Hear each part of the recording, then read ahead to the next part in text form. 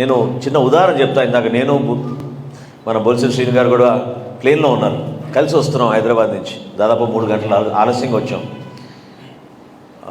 Takeoff అవగానే ఒక యువకుడు ప్లేన్లో నా సీట్ దగ్గరకు వచ్చి నిజంగా నాకు చాలా ఆశ్చర్యం కలిగించింది. అంటే పార్టీ ఎంత గొప్పది, మనం ఏంటి అందులో, మనం ఎందుకు ఎట్లా భాగస్వాములు అవ్వగలిగాం.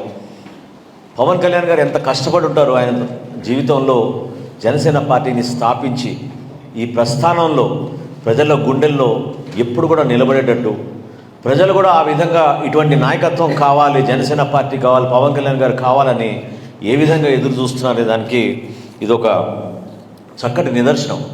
అంటే జనరల్గా మనం ఒక మీటింగ్ జరిగినప్పుడు, లేకపోతే మనం పబ్లిక్గా ఏదైనా ఈవెంట్కి వెళ్ళినప్పుడు మన 10 మంది కలుస్తారు, సహజంగా పార్టీ గురించి అడుగుతారు. కానీ ప్లేన్లో హైదరాబాద్ నుంచి విశాఖపట్నానికి ఇంతగా వస్తున్నప్పుడు శ్రీనివాస్ అనే యువకుడు వచ్చి ఆయన జనసేన పార్టీ కోసం, పవన్ కళ్యాణ్ గారి కోసం 2 లక్షల రూపాయలు చెక్ ఇచ్చాడు.